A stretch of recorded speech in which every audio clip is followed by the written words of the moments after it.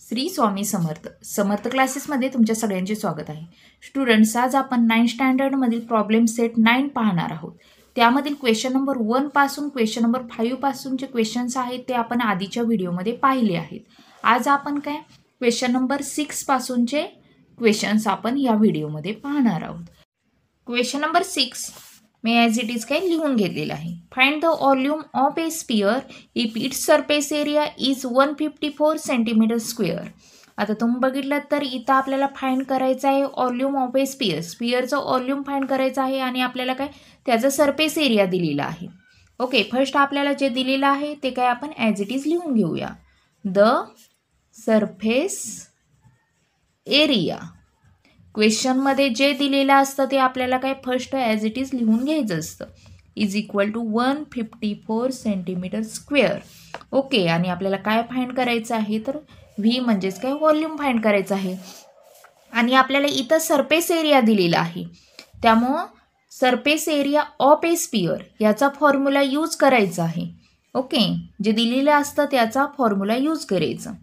The surface area of a sphere त्याचा formula काय आहे तर 4πr².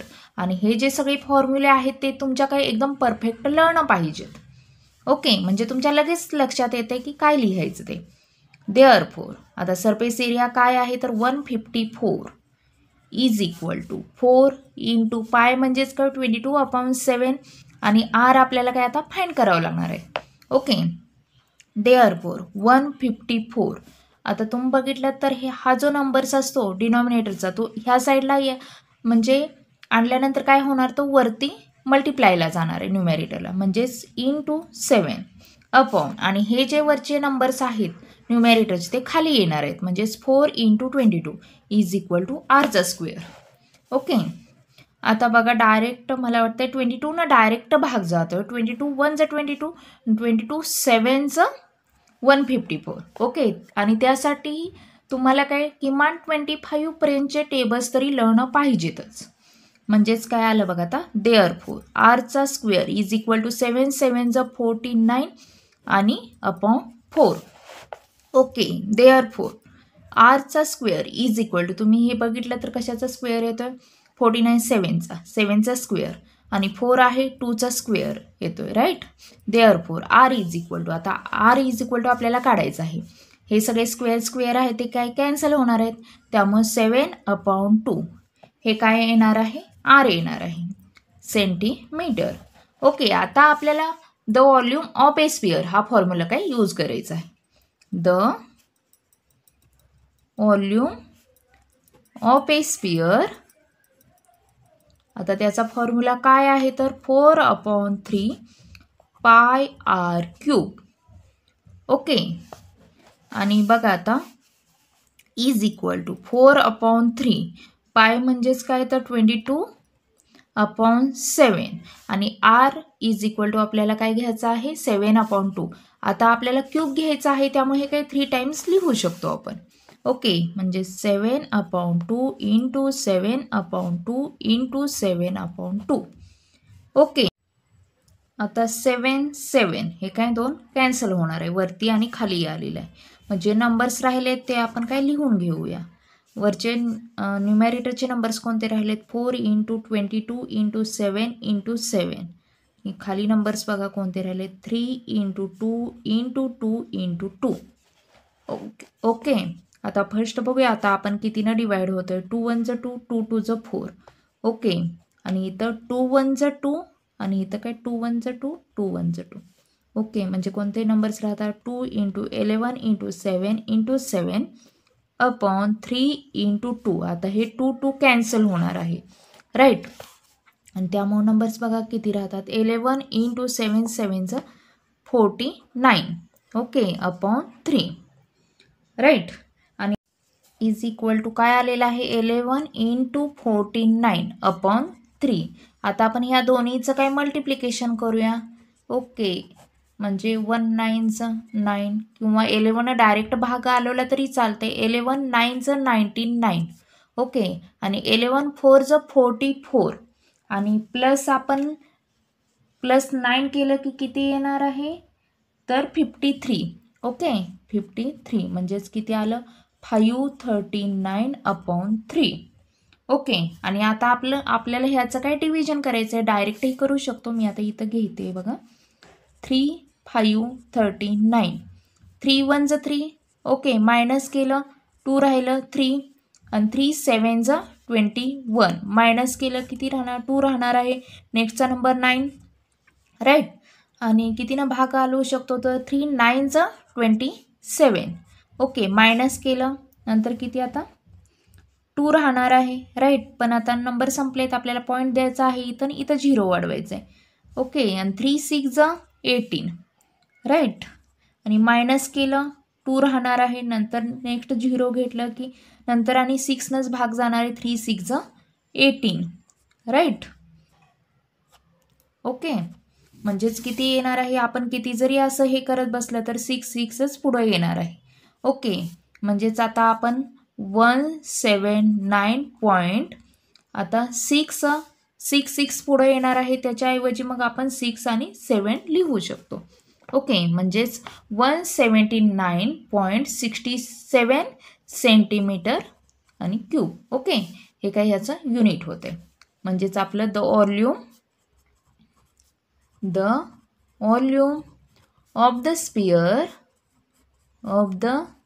स्पियर इज किती आलेलं आहे 179.67 सेंटीमीटर क्यूब ओके आपलं हे काय आन्सर आलेलं आहे आता आपण नेक्स्ट बघूया question number 7 total surface area of a cone is 616 centimetre square if the slant height of the cone is 3 times the radius of the base find its slant height आता आपल्याला इथं total surface area दिलेला आहे कोनचा okay आणि काय सांगलेलं आहे slant height of the cone is 3 times the radius of the base म्हणजे स्लॅन्ट हाईट म्हणजेच काय लेंथ होती ती कोनच्या ती किती आहे तर 3 टाइम्स द रेडियसच्या 3 टाइम्स आहे ओके आणि आपल्याला स्लॅन्ट हाईट किती आहे ती काढायची आहे आता आपण बघूया फर्स्ट जे दिलेलं आहे ते आपण काय ॲज इट इज लिहूया द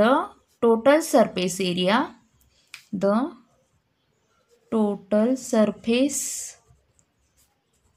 एरिया इथे आहे 616 सेंटीमीटर स्क्वेअर ओके आणि स्लॅन्ट हाईट म्हणजेच काय लेंथ होणार आहे ती किती आहे 3 टाइम्स रेडियसच्या म्हणजे 3r होणार आहे म्हणजेच देअरफॉर काय होणार आहे r is equal to L/3 होणार आहे राईट म्हणजेच तुम्हाला समजलं का हे इकडं जर गेलं म्हणजे 3 या साईडला जर गेलं तर ते खाली डिनॉमिनेटरला होणार आहे त्यामुळं r is equal to L/3 होणार आहे ओके आणि आता आपल्याला काय करायचं आहे total surface area of a कोन याचा फॉर्म्युला यूज करायचा आहे आणि L काय आहे ते फाइंड करायचं आहे okay the total surface area of a cone त्याचा फॉर्म्युला काय आहे तर पाय r आणि L+r ओके देअरफॉर आता टोटल सरफेस एरिया दिलेला आहे आपल्याला 616 इज इक्वल टू पाय म्हणजेच काय 22/7 ओके इंटू r म्हणजे आता आपण इथं काढलेलं आहे L/3 ओके आणि ब्रॅकेटमध्ये काय येणार आहे तर L प्लस r म्हणजेच काय L/3 ओके देअरफॉर आता हा जो नंबर्स आहे तो पण आपण काय ह्या साईडला घेऊया ओके म्हणजेच काय होणार आहे 616 आपल्याला हे आता L/3 आलेलं आहे त्यामुळे हे नंतर आपण सॉल्व करूया फर्स्ट आपण हे जे नंबर्स आहेत ते ह्या साईडला घेऊया 616 हे जे खाली नंबर आहे तो वरती इकडं मल्टिप्लायला जाणार आहे आणि वरती हा नंबर आहे तो खाली जाणार आहे डिनॉमिनेटरला इज इक्वल टू L/3 आणि आता आपल्याला बघा हे काय करायचं आहे याचं क्रॉस मल्टिप्लिकेशन करायचं असतं L × 3 म्हणजेच काय होणार आहे 3L होणार आहे प्लस L आता इथं डिनॉमिनेटरला काही नसतं म्हणजे 1 असतं म्हणजेच इथं किती Lच होणार आहे अपॉन आणि डिनॉमिनेटरचं मल्टिप्लिकेशन म्हणजेच काय 3 होणार आहे ओके नंतर नेक्स्ट बघा आता तुम्ही बघितलं तर 22 इथं आपण काय डायरेक्ट भाग घालवू शकतो. ओके, 22 1 22 22 2 44 होते.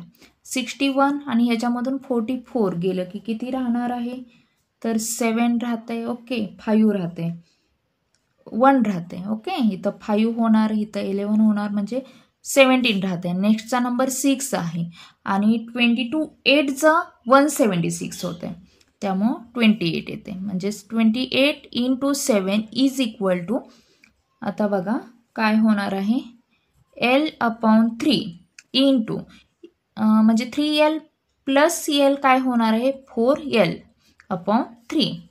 ओके, देअरफोर आता हे जे नंबर्स आहेत ते आता आपण काय ह्या साईडला घेऊया.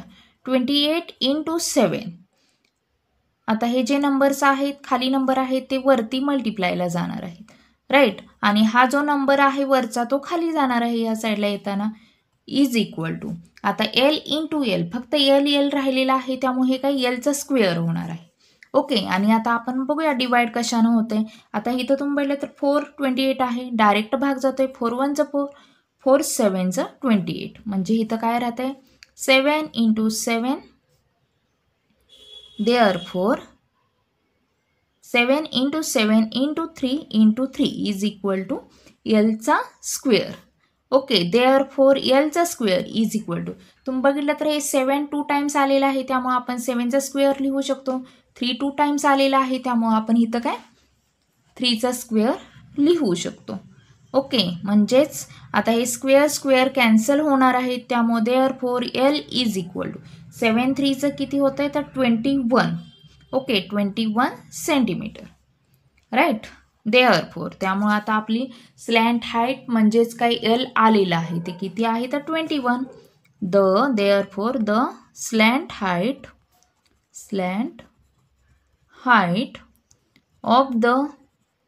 ऑफ द कोन इज किती 21 centimetre.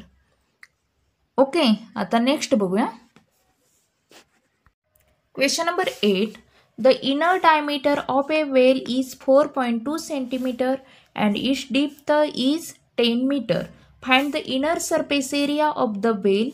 Find the cost of plastering its inner side at the rate of ₹52 per meter square.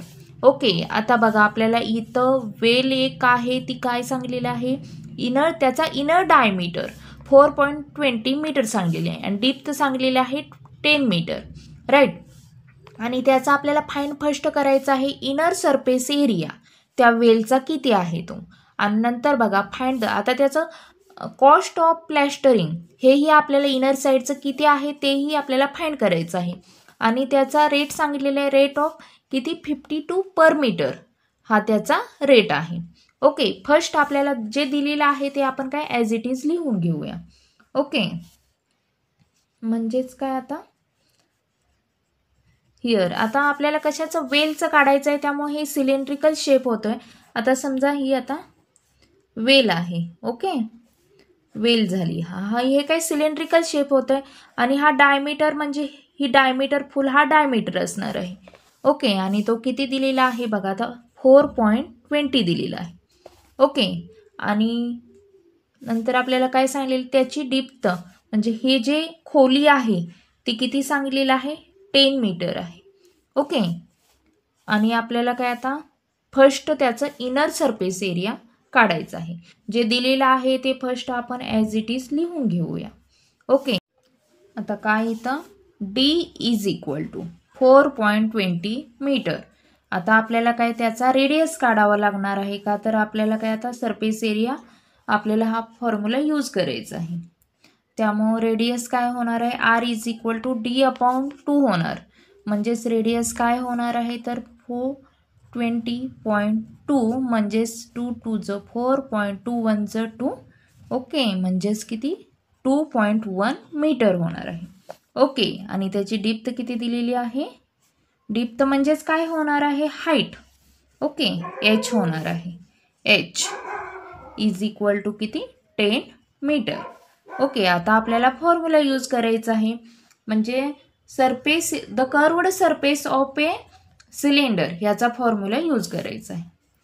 पण इथं काय येणार आहे, the inner surface area. Okay, inner surface area of the well is equal to काय येणार, 2πRH. Okay, therefore 2 × 22/7 आणि R आपण किती फाइंड केलं होतं तर 2.1 आणि H किती आहे, H आपलं 10 मीटर आहे, 10 × 10. ओके, आता बघा किती येतं ह्याचा भाग घालून, 7 1 × 7 आणि इथं 0 येणार आहे, 7 3 × 21. ओके, आता आपण ह्याचं मल्टिप्लिकेशन करूया. म्हणजे फर्स्ट जे नंबर्स आहेत ते ॲज इट इज लिहून घेऊ. 0.3 × 10. आता ह्याचं आणि ह्याचं मल्टिप्लिकेशन करूया. 22 2 किती 44 आलं. नंतर ह्याचं आणि ह्याचं मल्टिप्लिकेशन केलं 0.3 × 10 तर 3 आलेलं आहे.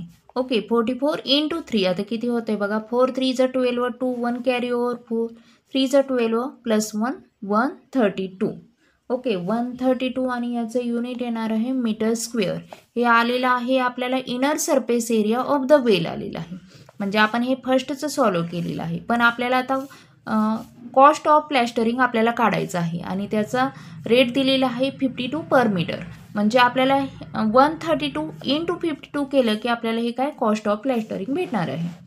ओके, म्हणजेच बघा आता the cost of plastering is equal to काय, rate × inner surface area. Inner surface area म्हणजेच काय होणार आहे, ₹52 × 132. ओके, याचं आता आपण मल्टिप्लिकेशन करूया. बघूया किती येते, 132 × 52. 2 2 × 4 2 3 × 6 2 1 × 2. Okay, next 0 5 2 × 10 0 1 carry over 5 3 × 15 +1 16 6 1 carry over 5 1 × 5 +1 6 plus करायचं आहे 4 6 8 6. ओके, म्हणजेच किती आलेलं आहे 6864 6864 आणि हे काय आहे कॉस्ट आहे त्यामुळे काय रुपीज होणार आहे. म्हणजे आन्सर काय येते, the cost of plastering is किती ₹6864. ओके, आता नेक्स्ट क्वेश्चन बघूया. Question number 9. The length of a road roller is 2.1 metre and its diameter is 1.4 metre. For levelling of a ground 500 revolutions of the road roller are required. How much area of the ground is leveled by the road roller? Find the cost of leveling at the rate of ₹7 per meter square. आता आपल्याला इथं बघा the length of a road रोलरची length दिलेली आहे 2.1 metre आणि त्याचा diameter दिलेला आहे 1.4 मीटर. आता समजा हा रोड रोलर आहे. आता हे तुम्हाला लिहिण्याची गरज नाही, फक्त समजण्यासाठी मी सांगते. ओके, हा रोड रोलर आहे. ओके, आणि त्याची लेंथ आता आपण हाच उभा ठेवलेला आहे. जर असा आडवा जर ठेवला असता तर ती लेंथ झाली असेल. जर उभा जर ठेवला तर ती काय हाईट होणार आहे आणि ती किती आता 2.1 मीटर येणार आहे. 2.1 मीटर ही काय एच येणार आहे. HL आपण दोन्ही म्हणू शकतो. आणि डायमीटर म्हणजे हे फुल लेंथ ही किती आहे 1.4 मीटर आणि त्याच्या आपण रेडियस आपल्याला हे करायचं असतो त्याच्या हाफ करायला लागेल. ओके, नंतर काय सांगितलेलं आहे फॉर लेवलिंग ए ग्राउंड. आता म्हणजे ग्राउंडचं लेवलिंग होण्यासाठी 500 revolution of the road roller is required. म्हणजे 500 असं रोटेशन कंप्लीट झालं पाहिजे. त्यावेळी ते काय म्हणजे लेवल ग्राउंडची होत्या. म्हणजे हे इथून हे एक रोटेशन आलं राईट, हे 1 रोटेशन आलेलं आहे आणि ज्यावेळी 500 कंप्लीट होईल त्यावेळी ते काय लेवल ग्राउंडची होते. ओके, त्यासाठी फर्स्ट आपल्याला काय 1 रिव्होल्यूशन फाइंड करावं लागणार आहे. आता हे ह्याचं फर्स्ट रिव्होल्यूशन म्हणजेच काय आपल्याला कर्वड सरफेस एरिया हा फॉर्म्युला आपल्याला यूज करावा लागणार आहे. ओके, आता नंतर आपल्याला बघा कॉस्ट ही काढायची आहे. फर्स्ट आपण एक एक सॉल्व करूया. जे दिलेलं आहे ते आपण गिवन लिहूया. म्हणजेच काय दिलेलं आहे इथं एल. ओके, एल म्हणजेच काय एच इज इक्वल टू किती 2.1 मीटर होणार आहे. ओके, आणि डायमीटर आहे 1.4 मीटर आणि त्यामुळे रेडियस इज इक्वल टू काय होणार आहे d/t म्हणजेच काय 1.4/2 म्हणजेच किती येते 0 आणि 2 7 = 14. ओके, म्हणजे 0.7 मीटर येतो आहे. ओके, आणि नंतर बघा the area of the ground levelled by the roller in one revolution is equal to काय येणार आहे the curved surface area of the roller. Okay, म्हणजेच काय येणार आहे 2πRh इज इक्वल टू आता बघा 2 × पाय म्हणजेच काय आता आपण 20. Okay, 2 minute road roller is equal to 2πRh आलं. 2 × पाय म्हणजेच काय आता 22/7 आहे.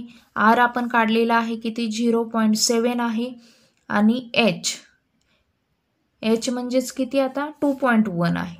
राईट, इथं 2.1. ओके, आता आपण हे काय सॉल्व करूया. बघा किती होतं आहे ते 2 × आता इथं भाग जातोय 7 0 0 7 1 7 म्हणजेच 2 × 22 × 0.1 × 2.1. ओके, आता आपण काय ह्याचं आणि ह्याचं मल्टिप्लिकेशन करूया नंतर ह्याचं आणि ह्याचं करूया. 22 2 × 44 होत आहे × आता ह्याचं आणि ह्याचं मल्टिप्लिकेशन केलं की 0.21 येणार आहे. पण तुम्हाला जर असं हार्ड पडत असेल तर आपल्याला इथं पॉईंट घालवण्यासाठी काय करायचं असतं तर खाली 10 म्हणजे पॉईंट नंतर किती नंबर्स आहेत तेवढा आपल्याला 1 नंतर 0 द्यायचं असतं.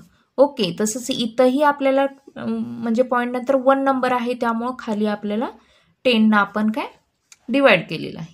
ओके, नंतर बघा आपण ह्याचं आणि ह्याचं मल्टिप्लिकेशन करूया. 44 × 21 म्हणजेच आता आपण असं करूया 21 × 44 आपल्याला सोपं पडतं. 4 1 = 4 4 2 = 8 0. आता नंबर हाच आहे त्यामुळे हे सेम नंबर येणार आहेत. 4 8 4 आलं 8 आणि 4 12 झालं म्हणजे 924. 10 100 झालं. ओके, इज इक्वल टू आता तुम्ही बघितलं तर 924/100. इथं 1 नंतर 2 0 आलेले आहेत. तसंच आपल्याला इथंही वरती पॉईंट्स आता घालायचे आहेत. पॉईंटच्या आधी पॉईंट नंतर 2 नंबर आले पाहिजेत असे घालायचे म्हणजे 9.24. ओके, हे काय आपलं ॲन्सर आलेलं आहे त्याचं युनिट होतं आहे मीटर स्क्वेअर. आपण आता हे 1 रिव्होल्यूशन काढला पण आपल्याला काय 500 रिव्होल्यूशन काढायचं आहे. Therefore, the area of the ground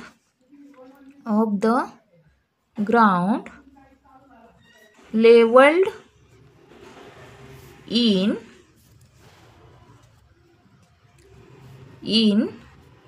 500 revolutions of the road roller is equal to किती होणार आहे 500. म्हणजे हा जो एरिया आलेला आहे तो 1 रिव्होल्यूशनचा आहे आणि त्याला मल्टिप्लाय 500 केलं की 500 रिव्होल्यूशनचा आपल्याला एरिया भेटणार आहे. राईट, इज इक्वल टू काय होणार आहे 500 × 9.24. Okay, metre square. आता बघा ह्याचं मल्टिप्लाय करून किती येते ते आता 924 × 5 करूया आपण. हे पॉईंट्स आहे आणि हे 0 आहेत ते काय आपण नंतर देऊ. 5 4 = 20. ओके, 5 2 = 10 +2 केलं 12 आलं 5 9 45 प्लस 1 केलं 46 झालं, राईट. म्हणजे 4620 आणि तुम्ही बघितलं तर ही 2 झिरो आपल्याला घालायचे राहिलेत, म्हणजे हे 2 झिरो घातले आणि पॉईंट नंतर 2 नंबर्स आहेत, त्यामुळं आपल्याला इथंही तसंच ठेवायचं आहे, त्यामुळे इथं पॉईंट येणार आहे. म्हणजे आपला आन्सर फक्त काय येते 4620, राईट, 4620. ओके. आणि मीटर स्क्वेअर हे काय आलेलं आहे 500 रिव्होल्यूशनचा म्हणजे एरिया आलेला आहे. ओके. आणि फर्स्ट आपलं झालेलं आहे. आता आपण सेकंड आपल्याला काय विचारलेले, the cost of levelling. Okay, म्हणजेच the cost of levelling the ground is equal to काय होणार आहे, तर rate into area of the ground होणार आहे, right. Rate into area of the ground. Okay, is equal to rate आपल्याला किती दिलेला आहे, तर 7 पर मीटर दिलेला आहे, 7 रुपीज, राईट. 7 इंटू आणि आपल्याला आता आपण हे काढलेलं आहे, एरिया काढलेला आहे, किती आहे 4620. ओके. आता आपण ह्याचं काय मल्टिप्लिकेशन करूया, बघूया किती येते 4620 इंटू 7, 7 0 0, 7 2 14, 7 6 42 प्लस 1 केलं 43 झालं, 7 4 28 प्लस 4 केलं 32 झालं. ओके, म्हणजे किती येते तर 32, राईट, 32340 आणि हे काय रेट रुपीज आहे. ओके, रुपीज येणार आहे त्यामुळं, राईट. म्हणजे आपला आन्सर काय आलेले आहेत बघा. आता फर्स्ट एरिया सांगितला होता, area of the ground levelled is किती आलेलं आहे 4620 मीटर स्क्वेअर अँड काय cost of levelling the ground is किती आलेली आहे, इज रुपीज 32,340. ओके, आपलं हे काय आन्सर आलेली आहेत. ओके, तर स्टुडंट्स अशा पद्धतीने बघा आपलं काय प्रॉब्लेम सेट 9 शिकवून काय फुल कंप्लीट झालं आहे. ओके, तर माझे असेच चॅनेल बघण्यासाठी प्लीज चॅनेलला सबस्क्राईब करा, लाईक करा आणि शेअर करा. थँक्यू.